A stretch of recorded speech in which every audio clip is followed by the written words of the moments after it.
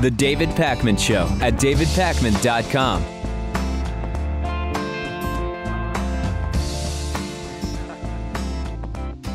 It looks like the Koch brothers are interested in drinking the Scott Walker Kool-Aid. Maybe that's a good way to explain what's going on. I've been mentioning that the Koch brothers said they're going to pour close to $900 million into the 2016 election. And yesterday I told you about this just gushing tribute from candidate Rand Paul in Time magazine, pretty clearly just trying to suck up and get some donations from them. But it seems as though the Koch brothers are into Scott Walker, not Rand Paul. Yesterday at a fundraising event here in Manhattan for the New York State Republican Party, David Koch said to donors that he and his brother, who oversee what's effectively one of the biggest private political organizations in the country, believe that Scott Walker will be the Republican nominee. They didn't directly say that they would like that to happen, but they've said that Scott Walker is terrific and that they believe he will be the nominee. So it seems that the Koch brothers are interested in a Scott Walker nomination. I think this makes perfect sense. Oh, yeah. Scott Walker is the champion of big business. It seems to be anti-human being and just pro-business. And, who better to do business with than the Koch brothers? Completely destroyed the economy in Wisconsin with the help of the Koch brothers. If the Koch brothers already got a head start in destroying the Wisconsin economy in partnership with Scott Walker, why not take it to the next level? And I was talking to Sam Seder, host of the Majority Report, over the weekend at this conference we attended. He said the same thing. He believes Scott Walker is going to be the nominee. I think that it is actually a pretty good guess that Sam Seder and the Koch brothers have aligned on here. And it's just a guy who destroys the economy, promising to create jobs, destroyed jobs in Wisconsin, destroyed labor, economic consumer confidence just at bottoming out in Wisconsin. And why would we assume he would do anything different as president?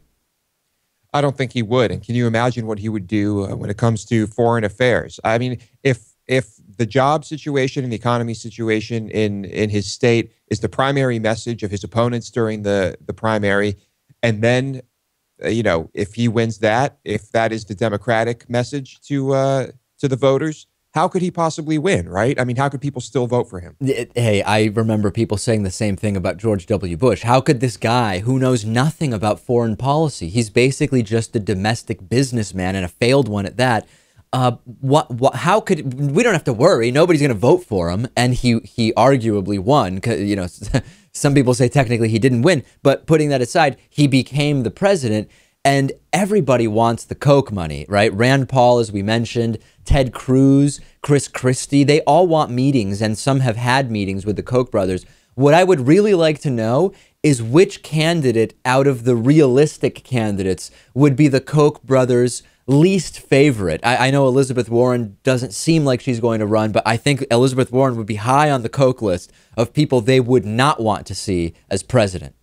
Without a doubt. I mean, if it were Bernie Sanders, it would definitely be Bernie Sanders, but he probably won't run. So yeah, I think Warren. Sketchy news about Jeb Bush, potential 2016 Republican nominee. Jeb Bush, brother of former President George W. Bush. The International Business Times has reported that while Jeb Bush was governor of Florida, state pension officials committed nearly $2 billion to financial firms whose executives were pioneer fundraisers for George W. Bush's presidential campaign. So we've talked about these bundlers. There's a limit, of course, on how much you can donate to presidential candidates. So what some high-powered donors or supporters will do is they're bundlers. They make phone calls to different donors, and they can bundle a bunch of donations. And for George W. Bush's presidential campaign, if you were able to bundle at least $100,000 worth of contributions, you were called a pioneer donor. You achieved pioneer status.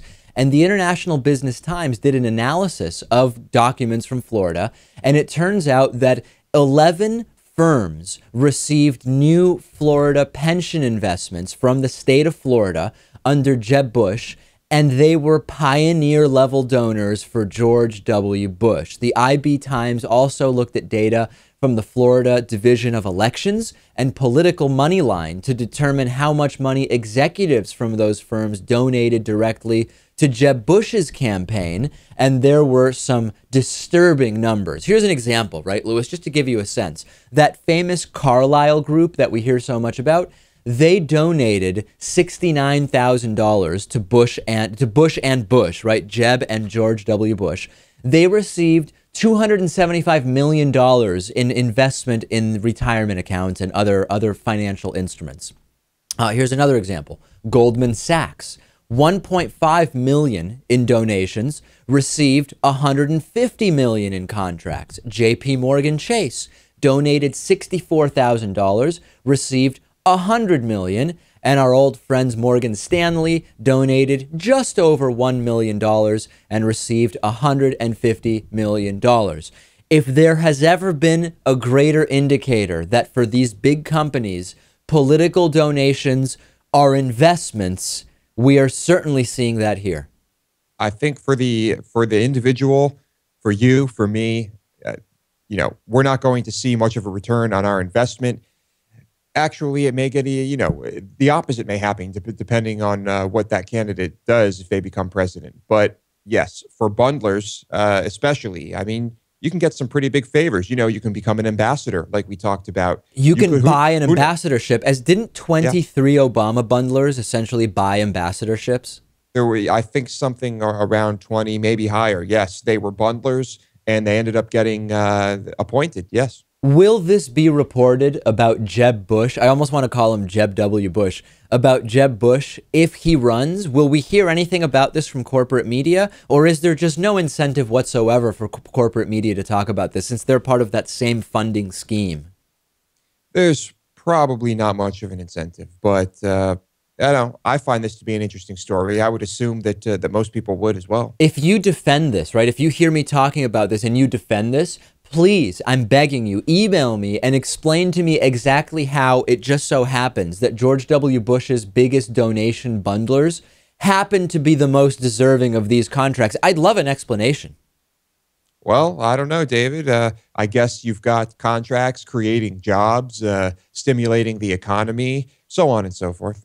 Huge corruption alert that I need to talk to you about. And it involves two different stories coming together in a perfect storm, so to speak, of despicable and vile corruption. Privatization of the commons and New Jersey Republican Governor Chris Christie's rampant corruption. These two stories come together recently, and you may not have heard about it. We only recently heard about it because corporate media basically shut out this story. In February, New Jersey Governor and Koch-backed possible 2016 presidential hopeful Chris Christie signed the misleadingly titled Water Infrastructure Protection Act, also known as WIPA. I like to call it WIPA, just sounds funnier to me, into law. This should be shocking and appalling front page news, but corporate media just doesn't seem to give a damn about this story. Do a news search for it, barely a mention from any even remotely significant media outlet.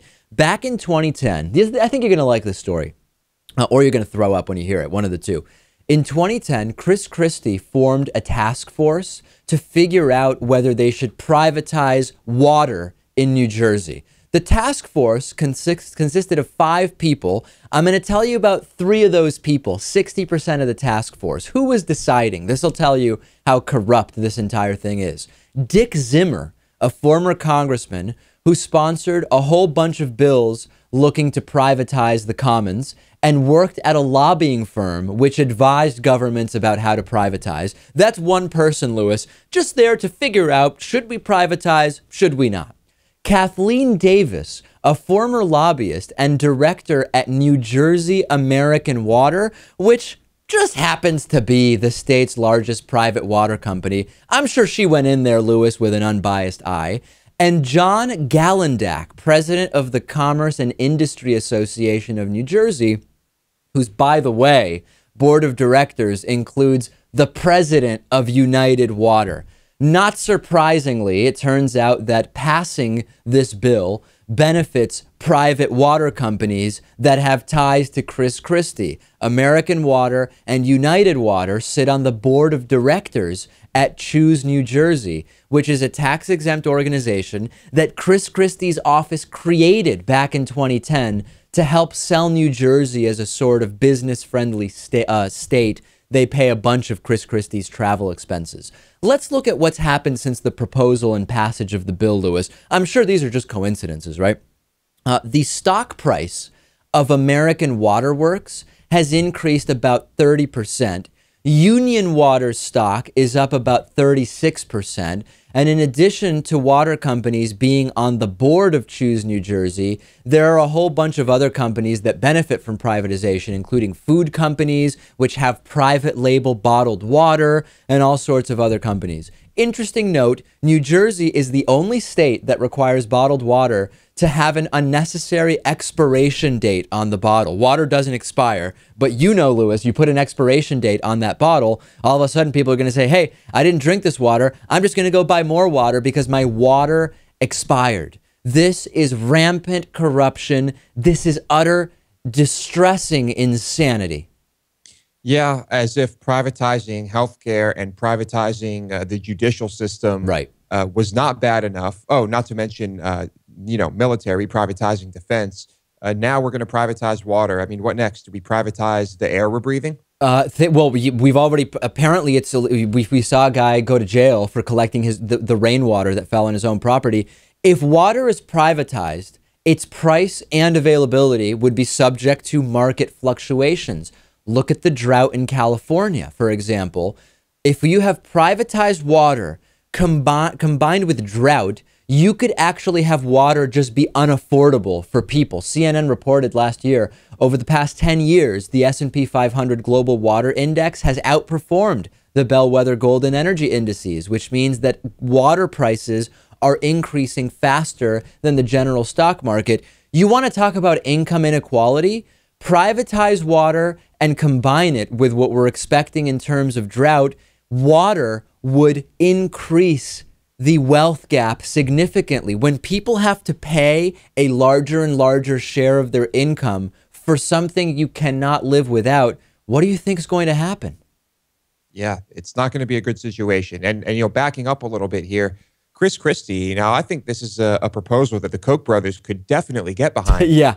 So, Scott Walker may have his work cut out for him here. Democrats and Republicans similar on many issues, but if I say to you, let's privatize water, we all know which political party that's associated with. We should be panicking about the water situation. There's been a lot of focus just on California and a little bit on Texas, but it goes way beyond that. 40 states expect to see water shortages in at least some areas in the next decade, according to the GAO, the Government Accountability Office. They did a survey of water managers from around the country, and 40 of them say that they are expecting at least some freshwater shortages based on average conditions. Now, conditions could change. What could cause conditions to change? If population growth changes the numbers, if we have lower snowfall or rainfall, if we have accelerated economic growth, which can correlate with increased water consumption. This is insane, Lewis, the number of states where this is happening, or expected to happen, rather. It's pretty shocking. Yeah. And long term, we always have to think long term. Unfortunately, most of the time we don't. And, the current answers we have to solving this long-term problem don't seem to be, don't seem to be that great. I mean, desalinization, what are really the answers here? Absolutely. And regional shortages expected in Washington, Oregon, Nevada, Idaho, Wyoming, Colorado, New Mexico, Texas, Oklahoma, Nebraska, South Dakota, Minnesota, Wisconsin, Illinois, Michigan, Arkansas, Louisiana, Mississippi, Florida, North Carolina, Delaware, and Rhode Island. And of course, California, as we have discussed. Hey, Vermont looks like it's going to be fine, Lewis. Yeah, the Northeast seems to be doing okay. Yeah, other than Rhode Island, and I don't know much about it, the Northeast is in good shape. Yeah, well, I mean, that's good news for our friends in Massachusetts, I suppose. We need solutions, and if your solution is God wouldn't create a planet that we could so easily mess up, I don't want you in charge of anything because you're going to bring us further into this just unbelievable disaster that is pending. We should be panicking about this. This is not the type of thing we want to wait and see on. Am I wrong? Tweet me, twitter.com/dpacman. The David Pakman Show at davidpakman.com.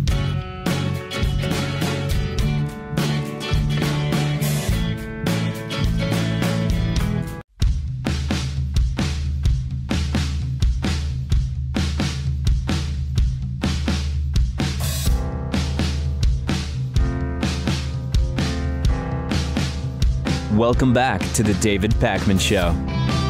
If you ever shop on Amazon.com, the shopping you do can support our show. You got to go to our website, davidpakman.com, and just click on the Amazon banner, then do your shopping. I recommend bookmarking the link. You can also become a David Pakman Show member and get access to all of the great member benefits at davidpakman.com/membership. Today's new member of the day is Kenneth Chaplin, or maybe it's Kenneth Chaplin, like Charlie Chaplin. I hope one of those two pronunciations is right.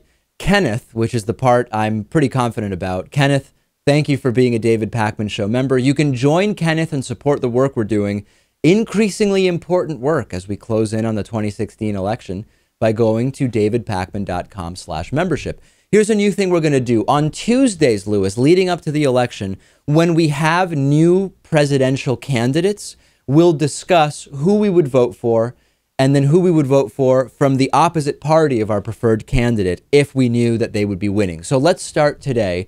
If you were just deciding who you wanted to be president between Hillary Clinton, Ted Cruz, Rand Paul, and Marco Rubio, who would you vote for today?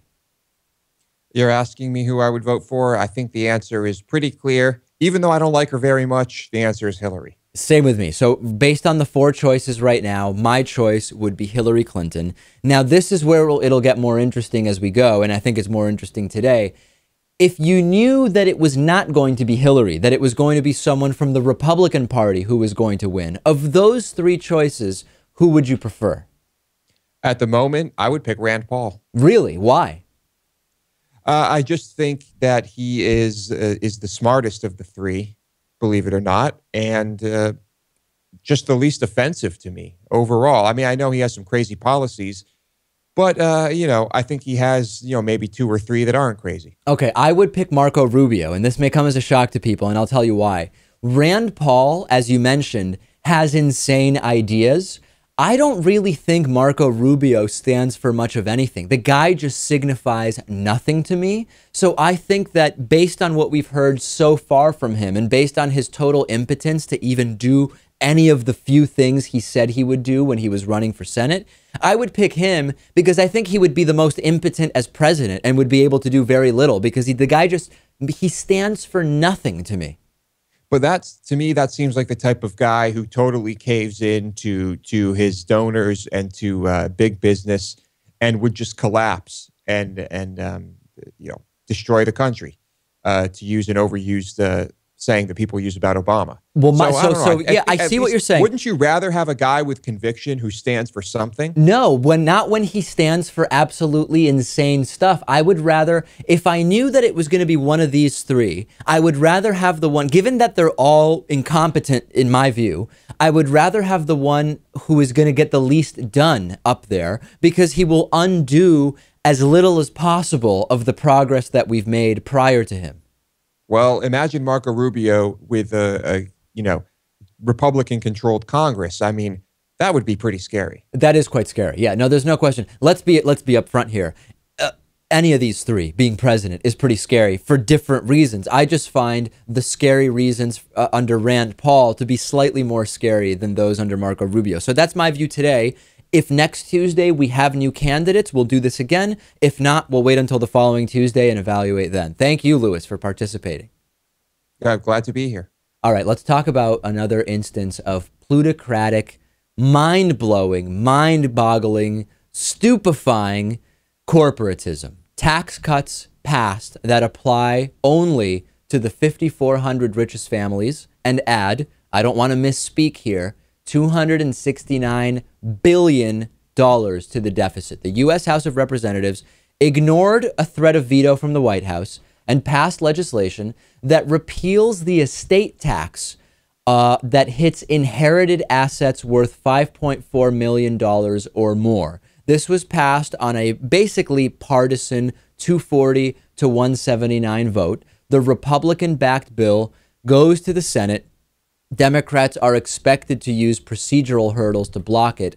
And even if it passes the Senate, it would probably not have the 2/3 majority needed to override a presidential veto. It's unlikely this will happen, but it tells us a lot about what House Republicans are interested in. Few Americans pay the 40% tax on assets above $5.4 million, which is the exclusion threshold. There's about 5,400 estates, equal to 0.2% of taxpayers, who will owe such taxes in 2015. But the impact would be huge. It would boost the federal deficit, which the right claims to be very concerned about, by $269 billion over 10 years, according to Congress's Joint Committee on Taxation. This is happening when food stamp cuts are being discussed. Other benefits are being cut, possible disability benefits, etc. Many states are getting rid of what remains of their safety nets. Proof, Lewis, that both parties are not the same when we look at this partisan vote. 3 Republicans voted no, only 7 Democrats voted yes. Big difference among Republicans and Democrats here. Very big difference. And, looking at the estate tax, it's something we wouldn't need if we properly taxed people. If the richest people were taxed the appropriate amount, this would be unnecessary. No question about it. We could restructure and make tweaks to the income tax code. We could revise capital gains slightly. Right. We could look at increasing certain caps or moving the caps for certain deductions. There's a bunch of small tweaks that could be made to not require a 40% tax. But we have to remember that if you focus in just on one law, one provision, it's very easy to try to point out how absurd it is in this sort of vacuum. But the vacuum, as Lewis points out, is not the right analysis that needs to be done. We need to do a contextual analysis of the tax burden. And we're going to have a story later this week, actually, about the tax burden on the rich versus poor, Lewis. Yep. It's just fascinating that, I guess both parties can be guilty of this, but especially the Republicans, no long-term view on how this will affect our country at all. The terrorists are apparently joining the war on terror. ISIS and the Taliban are now announcing jihads against each other. This is pretty compelling stuff, Lewis. Mashal Radio put out a report which says that ISIS and the Taliban group have announced jihads against each other. Nabi John Mulakil, who's the police chief of southern Helmand province, has told Mashal Radio during an interview that he received some documents in which both ISIS and a Taliban group have announced they are now fighting holy wars against each other. And there have been some reports of minor clashes between Taliban fighters and the newly emerged ISIS groups, which have been published in the past. Abu Bakr al-Baghdadi, which is the leader of ISIS, has called Taliban leader Mullah Muhammad Omar a fool and an illiterate warlord.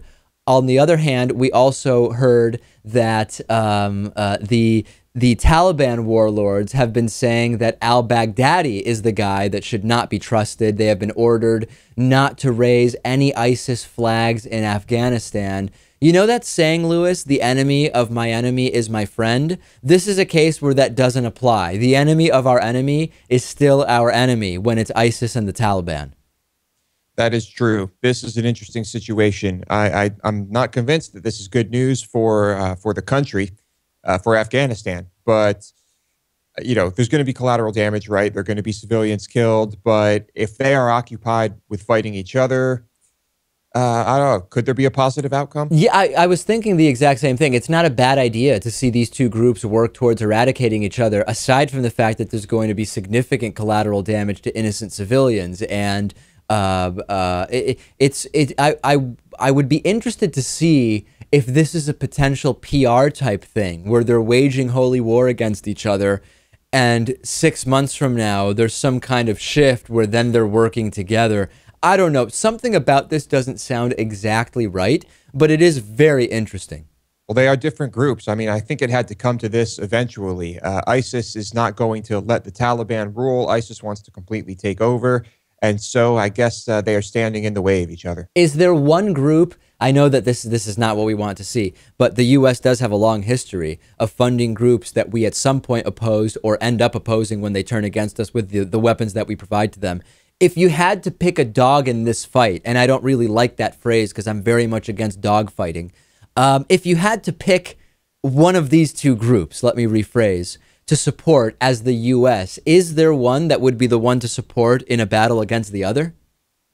I think we would have to support the Taliban because it's just ISIS just seemingly wants to kill and destroy everything, while the Taliban, yeah, they are completely nuts, but they don't want to watch the world burn, at least not their own backyard. I tend to agree with you. That is basically the same thought that I had. It's been 5 years since the BP Deepwater Horizon oil spill, and next we will talk to attorney Mike Papantonio about exactly that. The David Pakman Show at davidpakman.com.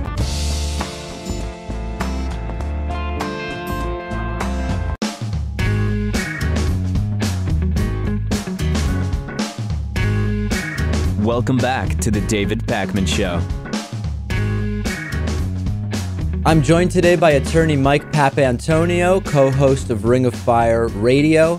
Pap, it's been 5 years since the BP Deepwater Horizon oil blowout killed 11 people, dumped millions of barrels of crude oil into the sea, gushing uncontrollably for days, as we all remember seeing on live television. First of all, what has BP done since then in terms of settlements and make goods? Well, 5 years, David, after the biggest environmental disaster in American history, we still have the questions about those very things that you're saying. We have questions today that we had 5 years ago. The reason for that is because there's been an absolute issue of no accountability. It's no transparency, both by the government and by BP. About a year after the oil spill, there was the Oil Spill Commission that you might remember. They released a report, and they ignored the very biggest issues that were on everybody's mind on the Gulf Coast. Mostly, we wanted to understand what had gone wrong with the minerals management service that allowed BP and Transocean and Halliburton to go as far as actually filling out their own inspection reports that ultimately, now that we know we've been through the discovery, it was those inspection reports that were hustled by Dick Cheney indirectly that ended up costing us this catastrophic disaster in the Gulf. And don't we see the same trend that we saw with the Arkansas Mayflower oil spill and the North Carolina cleanup, which is capitalism for the profits and then socializing the cleanup costs and the aftermath? Well, that's exactly right. In the very specifics of that very issue, as a matter of fact, in this case, we want Chris Owens, you might remember. He's the former head of the MMS, Mineral Management Commission. They let companies like BP get away without any inspections to face tough questions from the media or Congress. The point was we wanted those questions answered because we know that what you're talking about, which is externalizing all the risk to the American public, is what Chris Owens allowed to go on with his MMS, his commission. He understand this is Dick Cheney's lackey. And Dick Cheney has a long history of letting Halliburton externalize all of these risks to the public and then keeping all the profits. And we knew that Owens was his lackey who didn't charge taxes to offshore drillers, if you remember. I mean, as amazing as it is, no charges of tax for offshore drillers. It came into hundreds of millions of dollars that the American public was owed. But he did that because Cheney asked him to do that. Cheney didn't want Halliburton paying taxes. He didn't want BP. He didn't want any of the folks that in this oil drilling business to pay the taxes that they were supposed to be paying. Why? Because they wanted to externalize all of the risks off to the American public, and if anything goes wrong, let the American public pay for it. That's the way that the mineral management staff operated. And so you hit it right on the head. And you might be able to make an argument. It would be a pretty weak argument, but at least you could make it that there was some value in externalizing those costs if it increased safety drastically. But I was looking at the numbers, and there seems to be fewer overall hazardous incidents. But if you look at incidents per drilling well, it's actually gone up. So the aggregate decrease seems to be because the total number of wells has gone down, but it doesn't seem that each well is actually even safer. No, it's not. As a matter of fact, you have this administration, you have Obama administration trying to pitch that everything is safe with the drilling procedures that are now in place. They're not. They're not at all. It's not a matter of just having a few minor issues solved here. But the reason this administration is pushing that so much is because they're letting the oil industry just randomly drill anywhere they want to, in the Atlantic, in the Gulf of Mexico, in Alaska. This is an administration that has been such a friend to the oil industry. And so they have to make it sound like everything is okay. But think about this. This particular case is a great example of this. The acoustic switch was a $500 piece of machinery that would have stopped this underwater leak. No question about it. We know that none of this would have occurred had they just used this $500 piece of machinery. So for the government to be telling lies about the fact that all has been solved just makes that worse. Now you have drilling industry, the drilling companies that not only don't want to use this $500 piece of machinery, but they're saying we've solved the problem and we don't really have to do anything now. And the truth is nothing has changed. This disaster will happen again, and this administration is simply trying to cover up the fact that that is inevitable. Right after this happened, I actually interviewed a fourth-generation oyster fisherman, oysterman from the Gulf, who said that the business was essentially destroyed. You live down there. How aware are you of the safety or lack thereof of Gulf seafood? I mean, is it a thing that you think about if you're out at a restaurant, for example? If you have an operating brain, you do. We wanted answers from the EPA about why they allowed BP to use toxic oil spill dispersant, Corexit, you remember. We all, the scientists that looked at it were against the use of Corexit because it's such a horrible carcinogen. But then the EPA backed down. They retracted their own reports about the dangers of Corexit toxicity. They understood how dangerous it was not just to sea life, but to human beings. We have people that are experiencing all kinds of illnesses down here directly related to Corexit. But why did the administration do it? Because they wanted to make it look like they solved the problem. They wanted to make it look like the government had got involved and the government had a solution to it. And all they were, excuse me, David, all they were really doing was covering the problem up by making the oil fall to the bottom where it still is there. Every storm it comes up, every storm, bad hurricane that's going to bring it up, we're gonna live with for generations here in the Gulf. And it's affecting a lot of animal life, right? I mean, dolphins still sick and dying. The brown pelican population is not recovered. Acrobat ants, which a lot of people might think, why do we care about ants? But this is a very finely tuned ecosystem that's been disrupted. Well, most people don't think in terms of ecosystem. They think of the various parts of the ecosystem, but they don't understand that this is an oil spill that contaminated more than 1,000 miles of coastline, about 1,200 square miles of deep ocean floor, 70,000 square miles of surface water. And so inevitably, you're going to affect an entire ecosystem, and that's what BP has done. Even though we see them on the news, even though we see them on with their advertisements every day telling us that it's cleaned up, that is a huge lie. And media has gone to sleep about it because media is getting so many dollars from this industry. BP spends money to make sure that ABC doesn't talk badly about them. It's the equivalent, if you'll think about it, of why do we have Boeing or McDonnell Douglas advertising on television? It's not because you're going to go out and buy a missile or a jet. It is because you want that media entity to agree with you and not to go after you. Well, that's what BP is doing.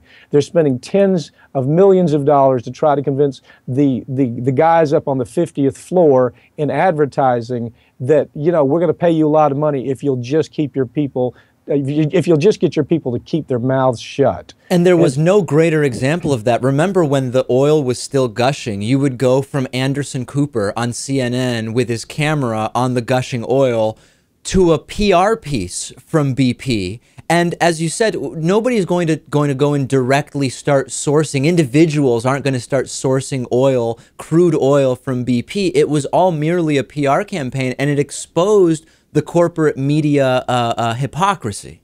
Well, that's why the story has died. You know, if you think about it, Ed Schultz is the last one to do any type of really extensive story on this, where he did for 1 week, went after BP every single day. And as he was doing that, you had the BP management trying to pump more money into MSNBC, try to get Ed to shut his mouth. But that's the MO. That's how they operate. And so the next time you see a McDonnell Douglas ad on TV and you scratch your head and say, wonder why they're advertising, it's because the advertising whores up on the 50th floor of most of these organizations will gladly take the money and will absolutely tell the people delivering the news not to say a word about bad conduct by corporations like whether it's BP or McDonnell Douglas, whatever the situation may be. Last thing on this, you were talking about the Obama administration and how BP friendly they are. It's really important to distinguish when Democrats and Republicans are different, and they are on so many issues. But this really illustrates one of those areas where there really are no party lines.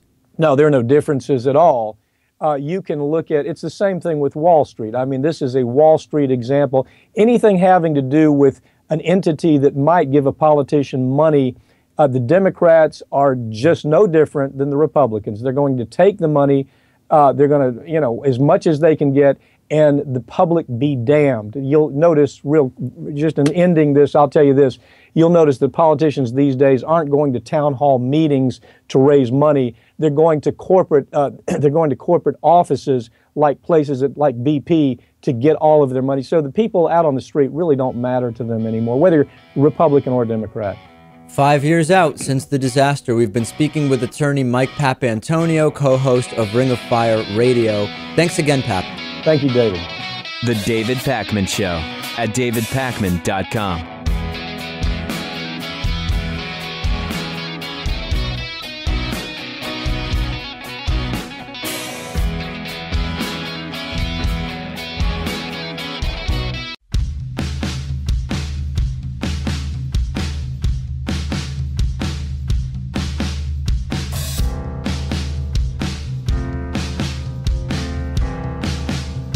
Welcome back to the David Pakman Show. Yesterday was Marathon Monday in Massachusetts. 2 years after the Boston Marathon bombing, we told you that Boston bomber Dzhokhar Tsarnaev has been tried and found guilty. We're now awaiting the sentencing. It's expected to go 3 to 4 weeks from now is when we're expecting the case to be handed over to the jury to decide about death penalty or life in prison. And just some incredible stories from yesterday's Boston Marathon. Rebekah Gregory was at the 2013 Boston Marathon when the bomb went off with her son Noah and Peter and his extended family. And they were standing near the finish line when the bomb first went off. And Rebekah Gregory is an amputee now. And she ran yesterday's marathon alongside her trainer, who is also an amputee. Ran the last few miles of the race, crossed the finish line. Just incredible, you know, seeing individuals that were affected in this way by the marathon and being there. She also testified during the first phase of the trial against Dzhokhar Tsarnaev, wrote a letter to him on Facebook. Incredible. And also, Lewis, a runner with muscular dystrophy crossed the finish line very early this morning, 20 hours after starting the 26.2-mile marathon. Venezuelan native Michael Malamed, 39 years old, finished the race just before 5 a.m. And people were still out there cheering him on and waiting for him as he came down Boylston Street. Just so many incredible stories around the Boston Marathon. That is amazing. You could not, I don't think you could convince me to do this, even being in perfect health and in good cardiovascular condition. I don't even want to attempt that. I don't even want to think about it. And here you have these people completing the race. It's really something. It is. And we've talked before about how we've done 5Ks, and I would be interested in running 5Ks more regularly. But just even a half marathon is not interesting to me. And certainly the full marathon, I just don't have the curiosity. I think conceptually I could train to do it, but I just don't think I have the dedication to it. And it's just amazing. These are just two stories. People with all sorts of different life situations and conditions finishing the 26.2 mile race. It's a fascinating event every year. And I last year and this year, I thought about seeing if I could go up to Massachusetts for it. It's also a day when the Red Sox play at 11 a.m. It's actually a really cool scene in Boston on Marathon Monday. And it just didn't work out, you know? Well, there will always be next year. Hey, Lewis, if I told you that gay marriage caused abortions, would you think that that's a good hypothesis, a sound one? I would say that you need to be in a padded room. Right. Well, there's a right-wing website called the Daily Signal, which is operated by right-wing group, the Heritage Foundation. And it's a crazy website. And they put out a crazy article arguing that gay marriage could lead to more abortions. And I'll read to you a little bit of this article to give you a sense of what the line they're drawing is. They say, on the surface, abortion and same-sex marriage may seem unrelated. However, as explained in an amicus brief of 100 scholars of marriage is a term I find interesting, filed in the pending Supreme Court marriage cases and summarized here, the two are closely linked in a short and simple causal chain. In a nutshell, a reduction in the opposite-sex marriage rate means an increase in the percentage of women who are unmarried and who, according to all available data, have much higher abortion rates than married women. Based on past experience, institutionalizing same-sex marriage poses an enormous risk of reduced opposite-sex marriage rates. It's not surprising that even in the short time that same-sex marriage has been officially recognized in some states at home and abroad, man-woman marriage rates have declined, even as marriage rates in other jurisdictions have remained relatively stable.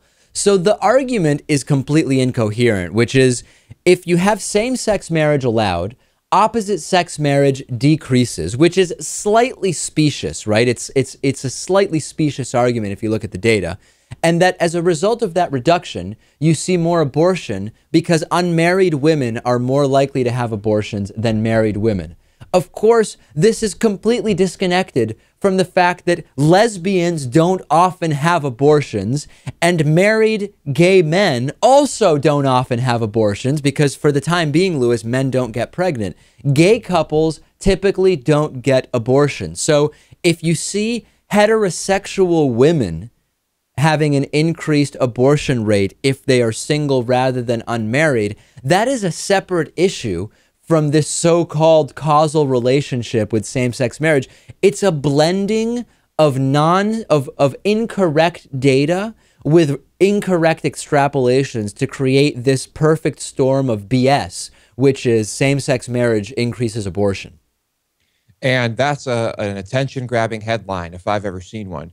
And I'm sure you'll remember we discussed a story that where someone said that abortion causes autism. So there's really a lot of crazy stuff happening. If we continue this causal chain, the next argument would be that same-sex marriage actually causes autism, which is just marvelous. Some people, I guess, are arguing, and I read a few of the commentaries on this, that there are women who have sex with both men and women, and thus a pregnancy can occur. So maybe what they're saying is that gay marriage will lead to an explosion in the pregnancy rates of unmarried bisexual women, which is now really a stretch. Yeah, this is really just, I guess, fear-mongering. That's really all it is. We have a voicemail number. That number is 219-2-DAVID-P. Let's take a listen to this voicemail. Europe. And I'd like you to know that terrorism is completely engineered and funded by NATO and other countries as well. There's no real terrorism. That's why every single attack on Europe has been a hoax where nobody died and nobody got hurt. That's why every single attack that we have ever had was either a false flag or a hoax, like 9/11.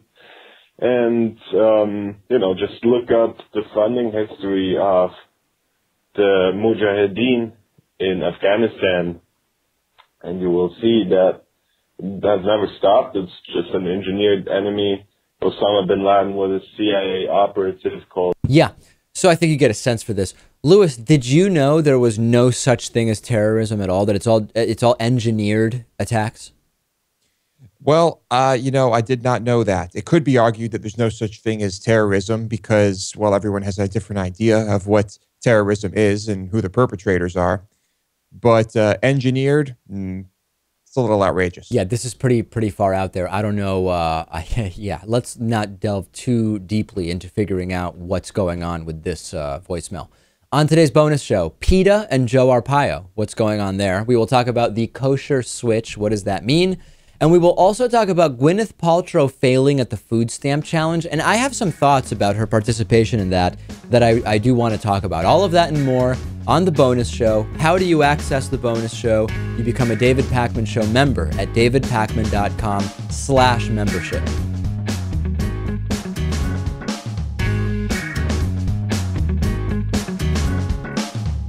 The David Pakman Show at davidpakman.com.